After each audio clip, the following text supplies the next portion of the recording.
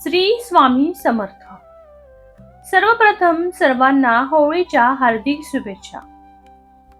मैत्रिणींनो, होळीच्या अग्नीमध्ये या 3 वस्तू नक्की टाकाव्या. सर्व संकटे, अडचणी, दुःख हे दूर जातात. आपल्या घरातून, आपल्या आयुष्यातून निघून जातात. होळी हुताशनी पौर्णिमा येत्या 2 मार्च सोमवारच्या दिवशी आहे. होलिका दहन झाल्यानंतर ती अग्नी एवढी पवित्र असते की आपल्या विपदा, आपले संकट, आपल्या समस्या त्यामध्ये टाकू शकतो. पण त्याची योग्य पद्धत, त्याची योग्य उपाय असतात. मैत्रिणींनो, तोच उपाय आज मी तुम्हाला या व्हिडिओमध्ये सांगणार आहे. 3 वस्तू: काळे उडीद, नारळ आणि एक नैवेद्य. नैवेद्य म्हणजे जे आपण होळीच्या दिवशी जे गोडधोड जेवण बनवतो तो नैवेद्य.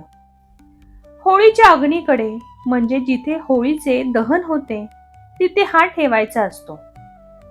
नैवेद्य हा नक्की ठेवावा. ही झाली पहिली वस्तू. दुसरी वस्तू कोणती? ती आहे पूजेचे नारळ. हे पूजेचे नारळ आपल्या मुख्य दारावरून ओवाळून घ्यायचे 7 वेळेस आणि ते होळीच्या अग्नीत टाकावा. यामुळे आपल्या घरावरची काही इडापिडा, नजरबाधा सगळे निघून जातात. नंतरची वस्तू आहे काळे अख्खे उडीद. काळे उडीद एका वाटीमध्ये काढून ते आपल्या मुलाबाळांवरून 7 वेळेस ओवाळून घ्यायचे आणि ती सुद्धा होळीच्या अग्नीत टाकावी.